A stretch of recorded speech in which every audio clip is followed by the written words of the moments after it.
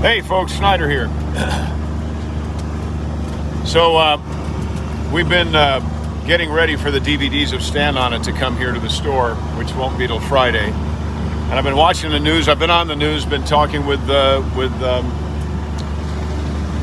different folks. And here's what I think is going on. I mean, personally, I think. And of course, you know, there are going to be people who disagree with everything I say. And that's okay, because we live in a constitutional republic, right? So here's my concern. My concern is that the left is working kind of a smokescreen.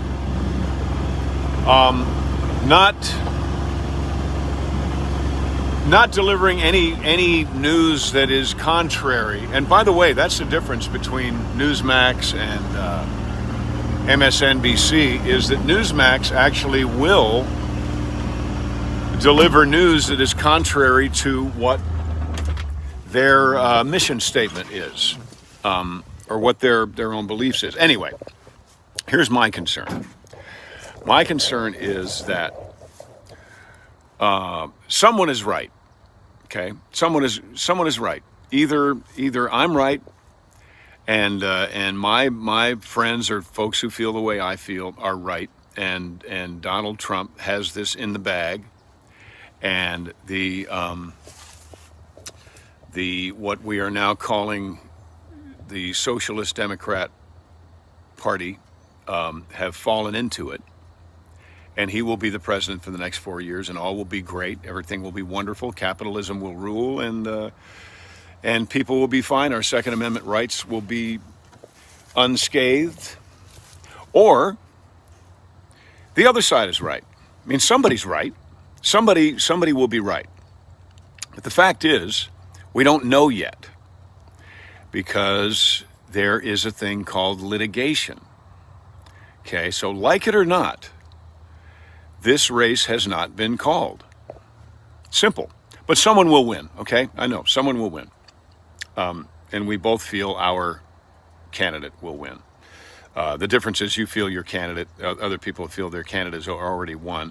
And we kind of feel that same way too, okay? So we're really not that different in that regard. But my concern is that without realizing that, without having any notion through MSNBC and CBS and ABC and NBC and all the mainstream media, without having any concept that there's another perspective out there, if I'm right and President Trump wins the next 4 years, the media is setting the opposition up to do what we've already seen, only worse. I mean, we've seen the it's not mostly peaceful. I mean, even you can't agree that it's been mostly peaceful. It's been terrible. People have worked for years to build businesses that have been destroyed by mostly peaceful protests in a matter of minutes. That's not America. So my concern is that if I'm right, and of course I believe I'm right, and of course you believe you're right, but if I'm right, then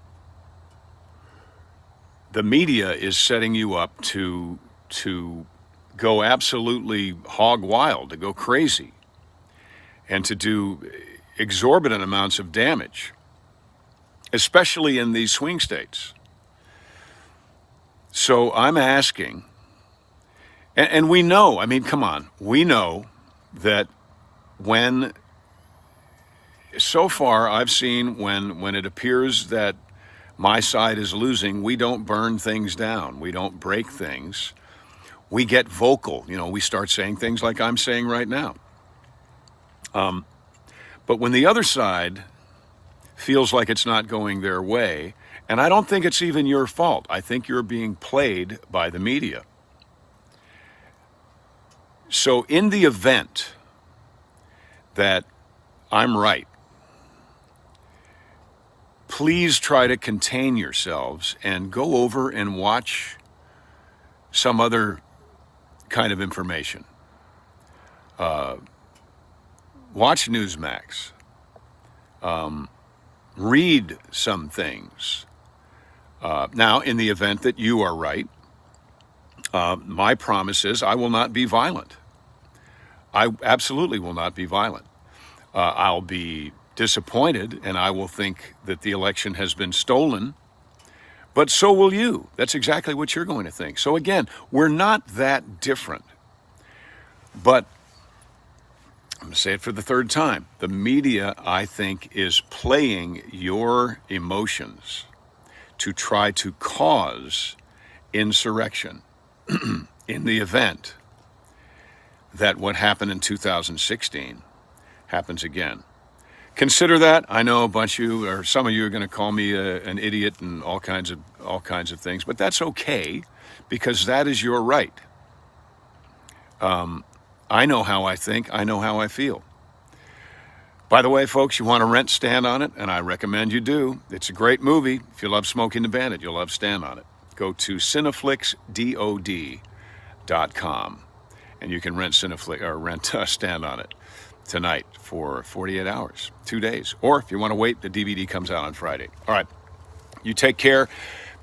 But if you're in opposition to what I'm saying, please be careful should this not go your way. All right? We are too good a country. We are an example to the entire world of how things in the United States are when they go our way and when they don't. Okay? I've made my promise. I will not be a violent human being. I will not destroy anyone's livelihood because I didn't get my way. I won't act like a spoiled child in the candy aisle whose mom and dad said they can't have a Snickers bar. Okay? So, make that promise to yourself, to your country. Okay?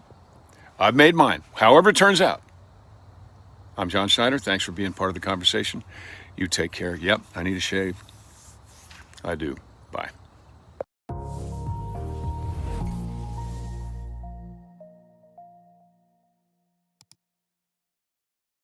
There have been good personality studies done for, I would say, about 30 years.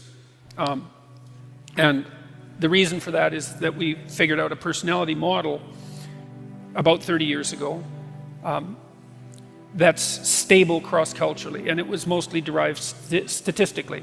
And it required a fair bit of computational power to derive.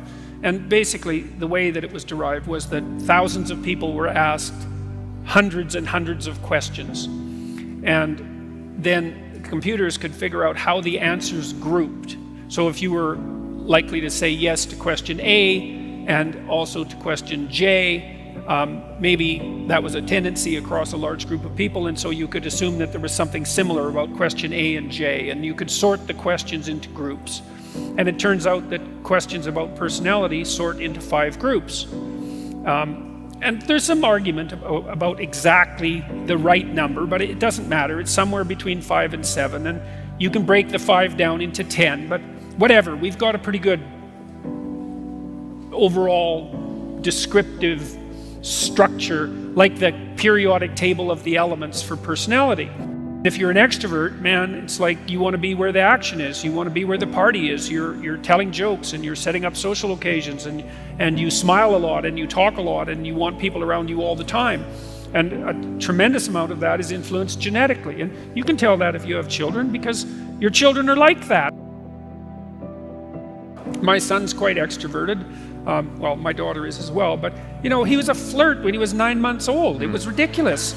My wife used to pack him along on her back on one of those little, and I would do the same thing, on one of those little, those little baby carriers. And I can remember one time we were on a cruise ship, just taking a small cruise from Maine to Nova Scotia, and we got on the boat, and we were wandering through a group of people, and it was like being with a rock star, because he was sitting in the back of the little baby holder, smiling away, like flirting like mad and waving at everyone. And that was there right at 9 months. And so people differ in extroversion, and that's positive emotion. They differ in neuroticism, and that's negative emotion. Some people are much more sensitive to depression and grief and anxiety. Their threshold for threat is a lot lower. Some people are agreeable rather than disagreeable, and agreeable people are very empathic and self-sacrificing. And the empathic part is good because, it's useful to be empathic, especially if you're caring for people who are in real trouble. But the self-sacrificing isn't so good. That can make you resentful and also decrease the probability that you're going to be successful in your salary negotiations and so forth. So those of you who are agreeable and have a hard time standing up for yourself and fighting, you'll fight for other people but not for yourself, it's a very good skill to develop, that ability to watch your resentment and see what you need and then make a case for it. It's a hard thing to learn. People differ in conscientiousness, that's orderliness and industrious, and they differ in creativity, which is openness. And a lot of that's genetic. It's there to begin with. Now you can move that with the environment, but you have a character. It's there. Liberals are higher in openness, that's trait creativity, and lower in conscientiousness, especially orderliness. And that seems to be because they believe, or let's say their niche is an informational niche. They believe that the free flow of information is worth the risk. So that'd be the free flow of people across borders, the free flow of ideas across borders, the free flow of concepts across categories. They'd rather that the borders were permeable. Now the conservatives are low in openness and high in conscientiousness, especially orderliness, and they take the opposite tack. They think, well, yeah, there's danger in too much openness. There's danger in borders that are too permeable. Things can change too fast. Entire societies can become destabilized, and everyone can end up not knowing which way is up. And the thing is that both of those attitudes are correct. It depends on the time.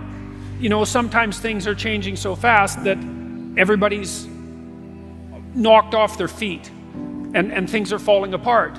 And sometimes things are so rigid that there isn't any new water flowing and everything's ground to a halt. You see that in corporations very often, where they get ossified and then they collapse. The average Fortune 500 company only lasts, I think now it's only 24 years, and the duration of their occupation of the top Fortune 500 space is getting shorter and shorter every year.